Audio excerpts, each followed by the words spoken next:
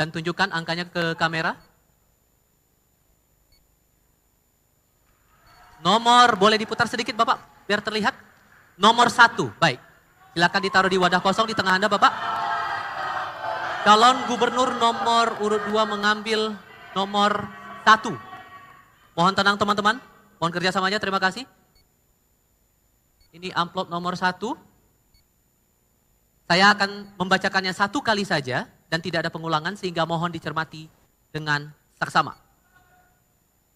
Pertanyaan untuk calon gubernur nomor urut 2 tentang lingkungan hidup, perubahan iklim, dan penanggulangan bencana. Berdasarkan data BNPB tahun 2023, jumlah bencana alam yang terjadi di Jawa Tengah relatif tinggi, yaitu tanah longsor 125 kasus, banjir 95 kasus, dan kekeringan 21 kasus.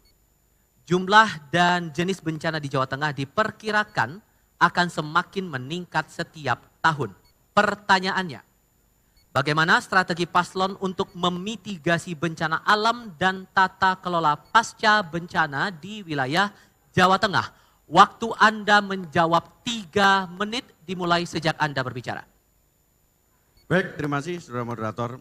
Jawa Tengah dijuluki sebagai supermarket bencana. Karena sering mengalami berbagai macam bencana. Tahun 2023, Jawa Tengah merupakan salah satu dari 5 provinsi yang sering mengalami bencana alam. Oleh karena itu, untuk memitigasi hal ini yang pertama, kita akan ciptakan penanggulangan bencana secara terpadu. Apa itu? Yang pertama, kita akan menggunakan aplikasi Jateng Ngopeni. Jadi Jateng Ngopeni ini adalah merupakan sistem deteksi dini kepada masyarakat kita, baik itu yang mulai rob banjir, kemudian longsor, gunung Merapi, kita aplikasikan dalam Jateng Ngopeni sebagai peringatan dini. Kemudian yang kedua, kita lakukan rehabilitasi dan rekonstruksi pada saat pasca bencana. Untuk apa? Agar masyarakat kita recovery bahwa negara hadir untuk melaksanakan. Termasuk penataan drainase dan penanggulangan banjir yang bisa kita laksanakan. Misalnya di wilayah Semarang, misalnya di wilayah Kudus, misalnya di wilayah Demak. Termasuk kita akan ciptakan desa tangguh bencana. 1 desa, 1 tangguh bencana. Untuk apa? Mereka akan kita latih untuk memberikan efek deterrent dan terbiasa untuk menghadapi bencana. Termasuk rekan-rekan sekalian, kita juga akan mendorong revitalisasi embung. Untuk apa? Untuk mengatasi adanya bahaya kekeringan yang sering menambah kita. Kemudian yang kedua, kita harus tingkatkan kemampuan sumber daya manusia. Dengan jalan apa? Mereka kita berikan pendidikan perubahan iklim dan penanggulangan bencana. Kepada siapa? Masyarakat yang terikat dengan bencana itu sendiri. Yang kedua, penguatan kapasitas daripada personel BPBD-nya, berikut Satgas Targananya, sehingga mereka mampu siap pakai kapanpun, dimanapun bencana itu berada. Yang terakhir, kita lakukan sekolah aman bencana. Untuk siapa? Bagi siswa, bagi pekerja, termasuk tenaga kesehatan. Demikian. Masih ada waktu, mau ditambahkan? Silakan. Silakan. Ya, saya akan menambahin sedikit bahwa kita juga butuh recovery hutan. Saya pernah melihat hutan yang ada di Jawa Tengah semakin gundul, maka kita akan mengajak masyarakat dalam desa untuk revitalisasi hutan kita sebagai penanggulangan bencana banjir di kawasan Kabupaten Pati. Terima kasih. Masih ada waktu, mau ada tambahan lagi Bapak-Bapak? Dicukupkan? Baik, kita hentikan waktunya. Selanjutnya kami akan berikan kesempatan. Kami berikan kesempatan kepada calon gubernur nomor urut 1 untuk menanggapi jawaban calon gubernur nomor urut 2. Waktu Anda 2 menit sejak Anda berbicara. Program Mas Lutfi dengan Gus Yassin sangat baik. Saya hanya menambahkan saja bahwa bencana alam ini ada yang disebabkan oleh human. Dan itu bisa kita mitigasi dengan cara beberapa kebijakan. Misalnya turunnya permukaan tanah. karena penggunaan air tanah yang berlebihan. Dan itu bisa saja terjadi misalnya di Kecamatan Sayung, Demak, di Kendal, di mana permukaan tanah ini tiap tahun turunnya bisa sampai dengan 10 sampai 12 cm.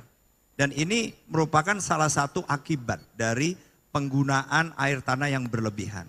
Mitigasinya kita berlakukan kebijakan-kebijakan yang mengenakan pajak lebih tinggi misalnya khususnya untuk penggunaan air tanah.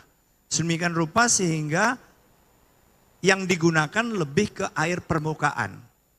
Jadi bukan air tanahnya. Nah, kemudian juga misalnya banjir yang disebabkan oleh gundulnya hutan, dan ini juga bisa kita berikan insentif kebalikannya. Insentif bagi usaha-usaha atau perusahaan-perusahaan yang kemudian bisa menunjukkan bahwa mereka bisa menghijaukan kembali sektornya atau propertinya maupun usaha di sekitarnya. Sedemikian rupa sehingga kita meringankan, memberikan insentif kepada mereka, tetapi juga usaha untuk memitigasi itu dilakukan oleh swasta. Dan karena mereka yang punya kepentingan, saya meyakini ini akan lebih efektif. Karena biasanya usaha-usaha itu ingin berusaha dalam jangka yang cukup panjang. Baik.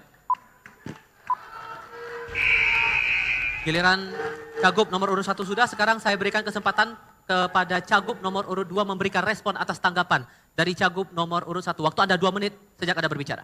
Baik, terima kasih Mas Andika. Mungkin ini akan saya menambahkan bahwa yang paling utama terkait dengan penurunan air tanah, kita harus lakukan penegakan perda sehingga tidak ada lagi dalam pengambilan air tanah semena-mena. Perda itu diatur dan dilaksanakan evaluasi pengambilan air tanah adalah 1 tahun sekali. Manakala saya dengan Gus Yassin nanti menjadi gubernur, perda itu akan kaya revisi untuk 3 bulan sekali kita lakukan evaluasi pengambilan air tanah untuk tidak dilakukan semena-mena. Itu yang pertama. Kemudian yang kedua, apa solusinya? Kita harus menggunakan desalinasi. Dengan apa? Untuk merubah air tawar menjadi air, air asin menjadi air tawar. Yang sudah dilaksanakan oleh Undip, yang sekarang dipraktekkan di Sayung. Jadi air asin kita rubah menjadi air tawar. Sehingga pengambilan air yang semena-mena, yang tidak melalui aturan, yang melanggar aturan sebagai perda, bahwa dimitigasi dengan adanya pengambilan atau alat yang sudah dicontohkan oleh Undip. Oleh karena itu, saya nanti akan berjanji bahwa untuk selanjutnya koordinasi dengan BUMD kita, dengan PUMD kita untuk melaksanakan kegiatan dengan adanya penggunaan air tanah itu sendiri. Demikian selesai. Masih ada waktu? Ada tambahan? Atau cukup? Oke, kita hentikan waktunya dan kita beri apresiasi untuk kedua pasangan calon untuk sesi kali ini. Baiklah Bapak dan Ibu, masing-masing pasangan calon 1 dan 2 telah menjawab pertanyaan dari panelis dan ditanggapi oleh paslon lainnya serta merespon balik tanggapan dari masing-masing calon gubernur. Di segmen berikutnya kita akan mendengar pendalaman visi misi, namun kali ini dari masing-masing calon wakil gubernur. Tetaplah bersama kami tetap mohon kerjasamanya para pendukung, tidak memprovokasi. Kami akan kembali usai jeda di debat publik kedua pemilihan gubernur dan wakil gubernur Provinsi Jawa Tengah 2024.